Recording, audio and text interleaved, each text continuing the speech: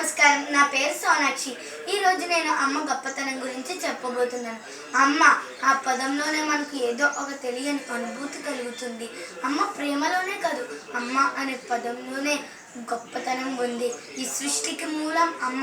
ఈ విశ్వంలోని ప్రేమంతా కేవలం అమ్మలోనే దాగి ఉంది.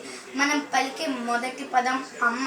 అమ్మ ఒక అమృతమూర్తి, ఆదిశక్తి. అమ్మ లేనిదే జగతి లేదు, అమ్మ లేనిదే ప్రగతి లేదు, అమ్మ లేనిదే అసలు జీవితానికి అర్థమే లేదు.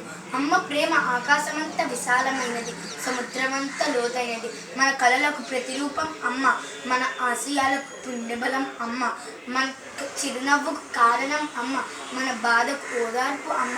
అసలు అమ్మ ప్రేమను వర్ణించడం సాధ్యమా? ప్రేమతో నిమిరే అమ్మ చెయ్యి, లాలించే అమ్మ ఒడి, ధైర్యం చెప్పే అమ్మ మాట అన్నీ గొప్పవే. ఒక గొప్ప అమ్మను కూడా ఒక అమ్మే కనగలదు. అమ్మ తను ఒక కొవ్వెత్తిలా కరిగిపోయి మనకు వెలుగునిస్తుంది. మనం కష్టాలు పడితే తను విలవిలలాడుతుంది. మన సంతోషాన్ని తన సంతోషంగా మార్చుకుంటుంది. మనం బాధపడితే తన కళ్ళల్లో కన్నీరు వస్తాయి. మనం సంతోషంగా ఉంటే ఆ ఆనందం తన కళ్ళల్లో కనిపిస్తాయి. ఈ రోజుల్లో చిన్న చిన్న సమస్యలకే ఆత్మహత్యలు చేసుకుంటున్నారు. మనకేదైనా అయితే అమ్మ తట్టుకోలేదు. మనకేదైనా సమస్య వస్తే అమ్మకి చెప్పాలి. ఎందుకంటే ఆ సమస్యలు తీర్చే శక్తి కేవలం అమ్మకే ఉంది. అందుకే అమ్మ అంత గొప్పది. మన కోసం ఎన్నో త్యాగాలు చేసి మన కలలు తన కలలుగా మార్చుకుంటుంది. పిల్లల కోసం ఎంతోమంది అమ్మలు తన ఉద్యోగాలే మానేసి ఇంటికి పరిమితం అవుతుంటే పెద్ద అయ్యాక వాళ్ళను వృద్ధాశ్రమాలకే పరిమితం చేస్తున్నారు. మార్పు రావాలి.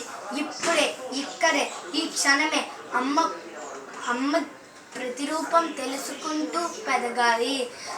ఇంత మంచి జీవితాన్ని ఇచ్చిన అమ్మ రుణం అసలు ఎలా తీర్చుకోగలము? ఒక్క మాటలో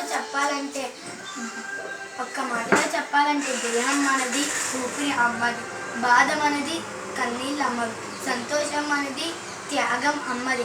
తల్లిని మించిన దైవం లేదు.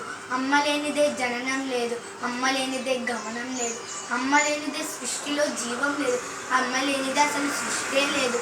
ఇంత గొప్ప ప్రేమను పంచే ప్రతి అమ్మకి నా పాదాభివందనం. ఇంత గొప్ప అవకాశం ఇచ్చిన మీ అందరికీ నా హృదయపూర్వక కృతజ్ఞతలు.